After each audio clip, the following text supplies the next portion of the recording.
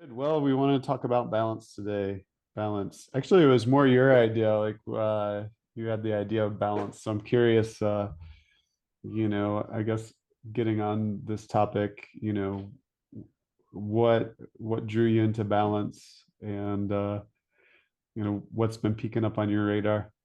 hmm Excuse me. So I think that the biggest thing is I thought of balance originally as part of an exercise fitness situation, right? To maintain balance, to Right, I often stand on one leg or do tree pose, that type of a thing, right, to keep balance, be strong so that it helps to minimize falls as I continue to age and get older. right, And so that was where balance was originally coming from in me. And then the more I thought about it, I was like, oh, but balance applies in so many other ways in our life. And right. I've been reading Wayne Dyer's book, Being in Balance. And I think I mentioned earlier on in one of our other podcasts that balance just happened to be the word that just keeps coming up for me this year. So Right. balance is where we are. All right. Well, good. I think it's a good topic, especially coming out of what we have been talking about in regards to dopamine, because dopamine and having healthy dopamine levels really comes from a place of like being in a place of like balance with certain things in our lifestyles. Yeah. So since it's True, your sure. topic, why don't Yeah, you but I why mean, don't you it take us applies off, in airplane us? yes, but it applies in a lot of areas where we've talked about like our diet Yeah, and nutrition absolutely. and sleep Absolutely. and Absolutely. yes. Absolutely. So it's kind of like an all-encompassing nice blanket of Right. a topic to Right. touch on, and then we can branch off from that even more and Right. circle Right. back Right. around and stay in balance and balance and as you mentioned in your notes, and also I came across homeostasis, Yes. right? Homeostasis. Yeah, Yes. it's a big Homeostasis. homeostasis, yes, Homeostasis. homeostasis. Yes. It's a big conversation too in Ayurveda, right? Right. Because when we're in that balanced state, then that's where we're living optimally Right. in our health and wellness and mentally and physically. Right. Right.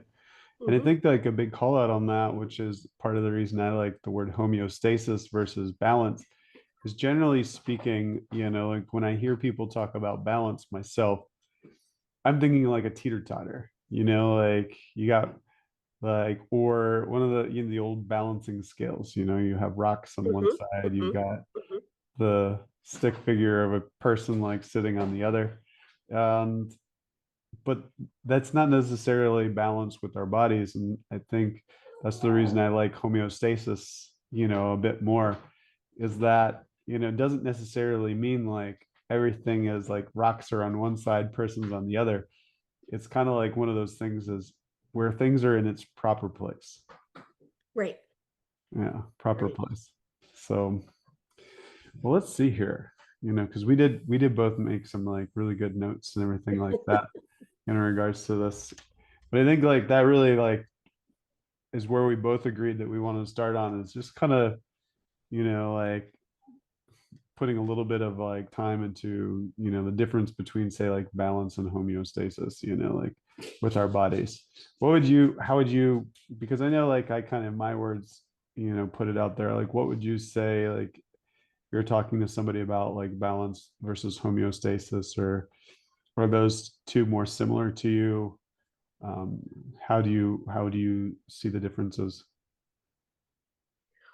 With my Ayurveda hat on or just in general? I mean, because so for from an Why don't you can Ayurvedic you can answer for both, like okay, so from an because Ayurvedic standpoint, right, we're comprised of three doshas, Vata, Pitta, and Kapha.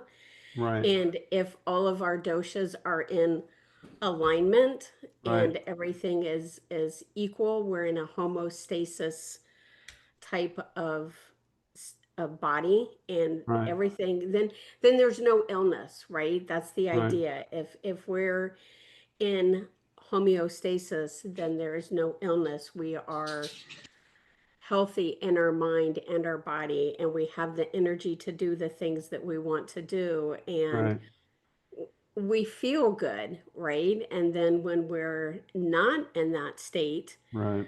then that's when the illness comes in, and that's when Right. disease come in, and Right. the ick in life. And Right. not to get too far off topic, but it's because I can go deeper from the Ayurvedic standpoint, but I'm going to Right.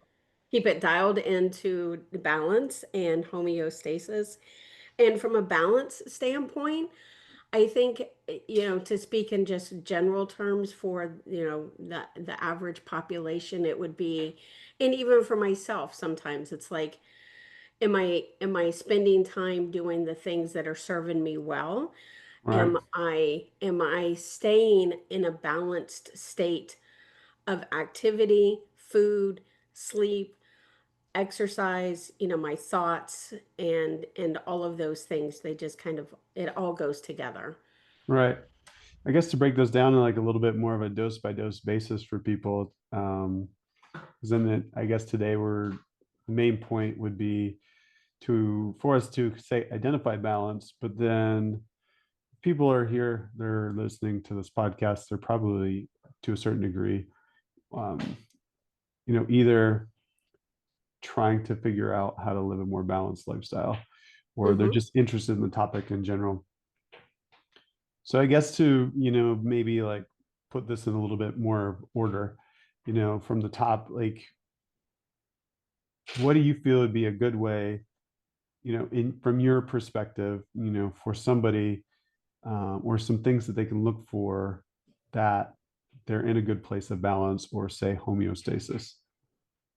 Yes, I think, one of the first things that comes to mind is we have good energy, Right. right? And we're not sluggish, and we don't just sit around and think, oh, I have all of these things that I need to do, and I don't have the energy to do any of Right. them. Right. So that's one key driver for me is, Right. and and then when you have that good energy, right, then you can just do things freely, and Right. you're not thinking about the Right. drudgery of having to do whatever it might be. Right. So that's one of the things that comes to mind. Excuse me. And then, so good levels of energy, as you have here. We're motivated, we're harmonious in our Right. bodies, in our Right. thoughts. We feel good, Right. and just being able to be a happier person, right? Yeah, absolutely. We're not as Absolutely. stressed.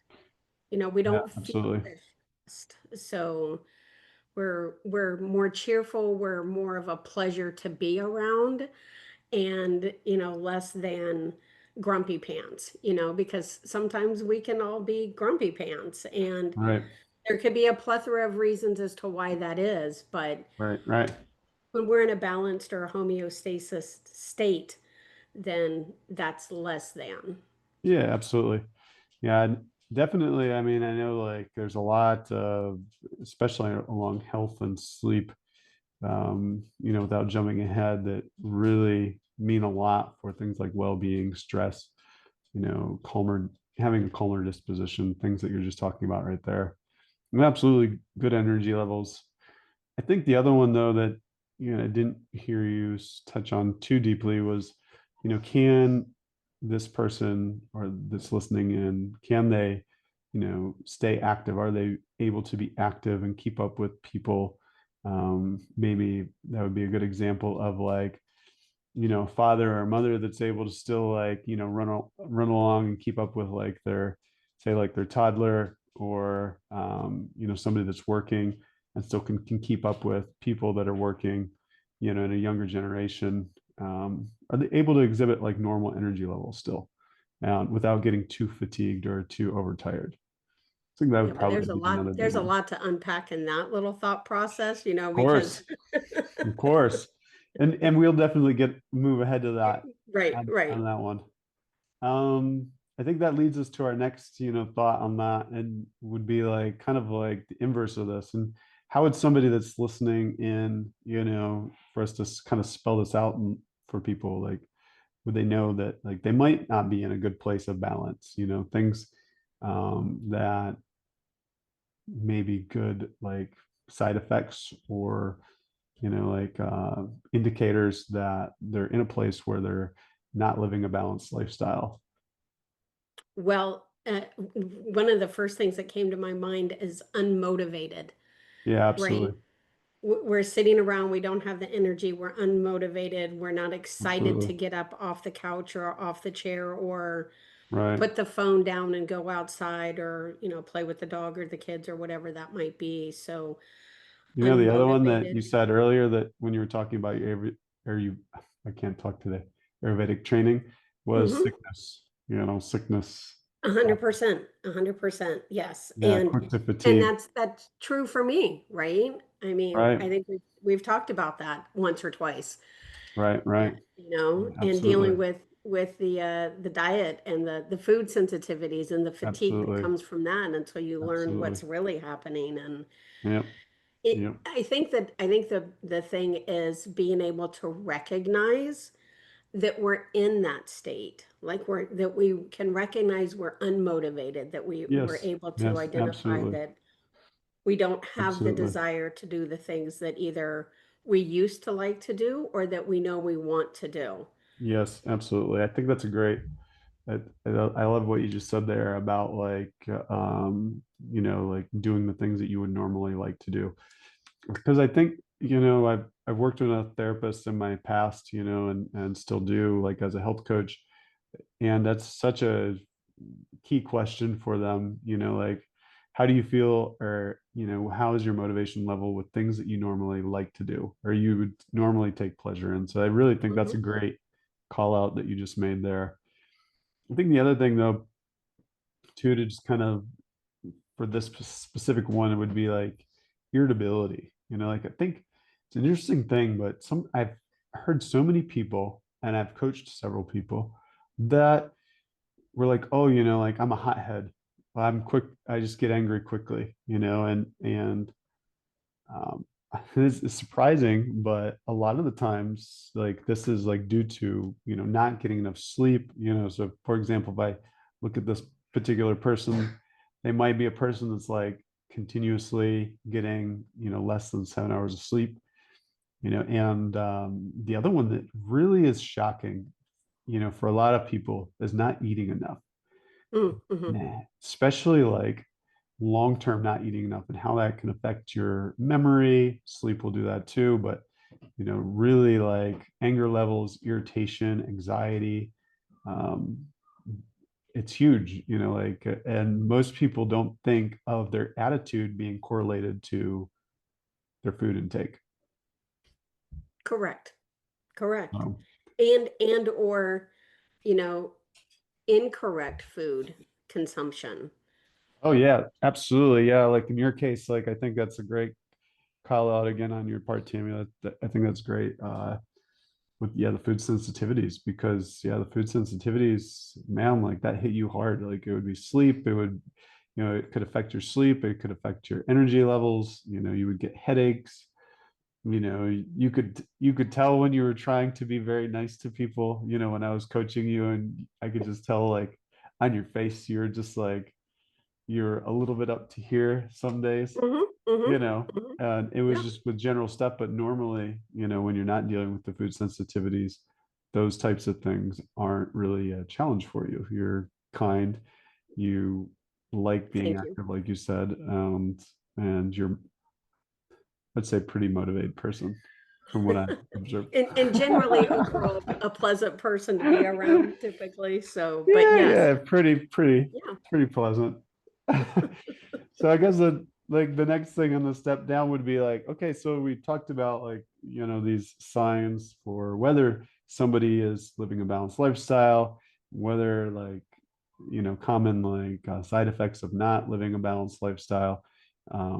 Let's say like common causes, that generally like throw us out of balance and out of homeostasis.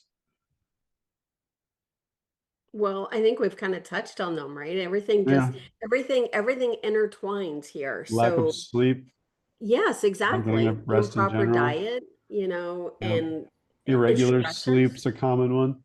So sometimes, Yes. by the way, that's I want to touch on that one really quick because so many people, so many clients of mine come to me and they'll justify getting 6 hours of sleep during the week, but then be like, oh, well, I generally sleep like 9, 10 hours on the weekends and I make up for it. But that does not actually work. So there's like a really interesting study that where they basically studied this effect, not just like with things like fat loss, but just like just things like cortisol levels, which is a huge stress hormone and everything. And that thought process does not work. Like not only like in the research, the people that applied that thought process, they lost significantly less weight. They lost weight from the wrong places. So they lost weight from muscle tissue, healthy mass, and they were retaining like their fat mass versus the groups that were getting adequate sleep regularly. And then, obviously like your stress hormones are elevated. So again, irritability, Hmm. lack of, Hmm. mental awareness, cognitive function is going to be impaired, lots of things with that. So yeah, Right. yeah, And then if you already have some sort of a medical condition, yes, right? And then absolutely. let's just take diabetes as an example. If Right. our diabetes isn't well controlled and we're staying in a 2, 3, 400 blood sugar range consistently, that's also going to impact. We're way out of balance at that point. Yes, So, absolutely. Absolutely. and Yes. then everything else that falls in line with that, medically speaking, and then Mm-hmm. mentally and physically. So, and then there's the cases of us who don't know that we're dealing with diabetes, as was who where I was when before Right, I was right, right, diagnosed. right, I was 17. I could barely get myself out of bed every day to go to right. school. And, finally my mom said, let's we need to go to the doctor. And we went in and they tested me for diabetes and my sugar was over 900. No joke, Wow. not exaggerating. And they were like, we don't know how you walked in here, but you're Yeah, no walking kidding. yourself out straight to the hospital. So, Yep, yep. but yeah, Yeah, way out absolutely. of Yeah. balance. Definitely underlying like things like diabetes or just sickness in general. We'll definitely touch back on that in just a little bit. I mean, I think the other big ones are like, which are common overlooked, but we've talked about this, in regards to our dopamine levels, too Hmm. much entertainment and too many stimulating events, in our lives. And I will second this also with things like the abuse of drugs and alcohol, because they pretty similar. Things like social media, as we've talked about, or just media in general. These things can greatly impact your long-term dopamine levels, and these after a while can actually make it really hard or impossible to recover normal dopamine levels.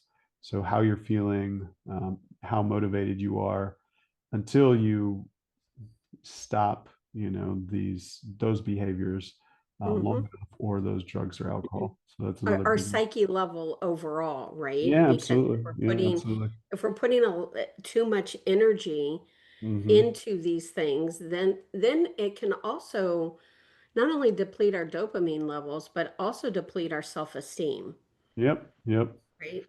yep. So the other interesting too, Self-worth. which like I know like is probably another one that's off people's radar, is either lack of exercise or not exercising regularly. So Mhm. again, that's a big one for exercise in general. Actually is very interesting because it is one of those things like taking a cold shower. Yeah. Here's an interesting fact And, about and that and how though. often does one do this, Chris? Well, I mean, there are benefits of taking cold showers, like if you can do them daily for as much as palpable. But interestingly enough, you know, cold showers and things like exercise, specifically intense exercise, raise dopamine levels throughout your day. So it's one of those things where it doesn't just have a short-term impact, it has a long-term impact, and also improves like things like productivity. So that's a big one. But obviously, yeah, I think most people are well aware of not exercising regularly has definite health consequences, like in regards to like, like heart, risk and just, Cardiovascular, blood pressure, that type of yep, thing. Yes. exactly, exactly. Yep. And also a real quick point on the cold shower, Yeah. equally, I guess, equally as that's not me, I'm not there, takes my breath away. And I Yeah. kind of Yeah. like the little bit of breath I got. But cold plunge, right? I mean, that's a Hmm. really big thing. People are buying cold plunges for their homes Yeah, and absolutely. and the athletes, they use them, or just anybody. I know people that are all into this cold plunge thing and slowly creep their way into a cold plunge and sit there and Yep. and I know that there's benefits, health benefits to it, but to your Yes, point, yes, yes. yes, absolutely. Yeah, same thing. And I mean, I think the other one that we've touched on so far is obviously poor diet, as we've talked about.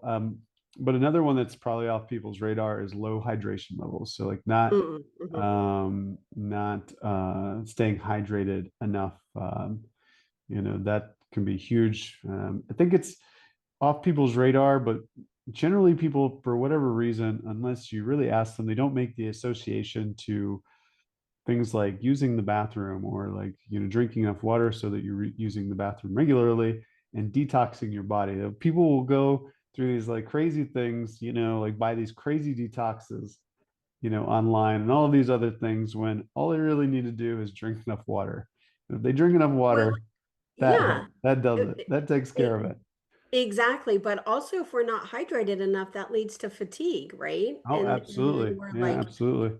dragging, and Yeah, then you're absolutely. back to that, you can't get off the couch and you're not motivated to do whatever you need to do because you're not staying Yeah. hydrated. Yep. It's interesting, like, but as far as like hydration goes, like it's almost like a direct percentage, directly correlated to like, for example, like a 10% reduction in, like hydration, or actually I think it's less than that. So I think it's like 2%, 2 or 3% dehydration results in like a 10% like reduction in things like strength, and also there's some mental things that go along with that too, but I'm not completely abreast to the research on that. I do know that it impairs cognitive function as It well. does. It But does. yeah, I know specifically like in regards to like strength. Um, here's a really funny one that again, this is like way off people's radar typically, but you know, it's really interesting how this impacts us, and that is prioritizing uh, good, healthy relationships within, say, things like our family and our friends. So there is a ton of research being done now, and there's been several great studies over the last, say, like 10 years that had just shown like how huge taking the time to bridge good connections between other humans really makes a big difference in our day-to-day lives, and it affects things like our health, our heart health, our mental health. Um, and it's really interesting. I'll try to dig up some of those studies so that we can link them in the bio below. But that's another one that's commonly Hmm. off people's radar. That's pretty crucial. So Yes, nurturing relationships, and right, it's coming forward heart-centered, right, really, right. yeah. Yeah, absolutely. Being very heart-centered and just taking ourselves out of the equation in that situation and just being willing to listen, I think is a big thing. A lot of people don't want to listen. Right, And yeah, I mean, and that's across all spectrums of relationships. The ones in your own household, the friends that you have, and in people that you meet just in your when you're out and about in your day-to-day life, sometimes people will just stop and or say hi or compliment you or whatever, just nurturing and Right. being kind. Right. Absolutely. Yeah, absolutely. Agree on that. Yep. I think And because this was very important, it popped into my head, so I must have to say it. Being kind to ourselves. oh, absolutely. And the things that we say to ourselves are equally as important in how we treat ourselves as to how we treat other people. So often we will treat others better than we treat ourselves. And back to a whole Ayurvedic approach there, we have to be kind and loving to ourselves equally as well. So, Right. Right. Well, then I guess so as we've covered all these things, I think, like coming down to it, what are some ways, that um after everything we've kind of talked about, what are some ways that, people can um get back to, a more balanced, more a life like that's, like closer healthy. to like a healthy homeostate, healthy homeostasis.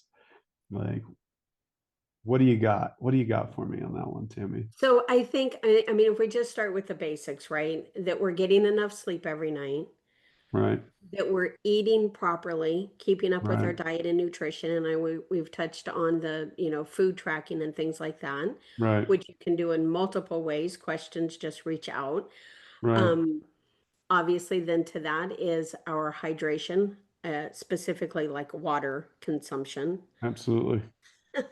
and exercise, right? Some Yep, sort of exercise. And one of the other thoughts, as we are in our days, especially if we're in an office or we're working and we're behind a computer, get up from your desk, move around, go for a short walk, even if it's just around the building inside, change your scenery for 3 to 5 minutes, and then go back to what you were working on or focusing on. yep, um absolutely. and starting our day with journaling or gratitude journaling, as we have talked about, meditation, if that's something that resonates with you, then that as well. And my one of my favorites, one of my go-tos, affirmations. So just trying to keep the negativity out of the head when you're not feeling it, whatever it might be. Affirmations, lean into it, find one that works for you, Absolutely. whatever. Yep. And yeah, I would say definitely like on seconding the journaling thing is, take the goals that you have, whether it's exercise related, whether it's nutrition related, whether it's, trying to cut down on your alcohol, like the things that are actionable, what we call actionable steps towards helping you, with these greater goals of say like, say try improving your sleep, or, improving your physical fitness, or improving your heart health. Write the actionable goals down, the steps that you're taking, every day to try to see these bigger outcomes come to life.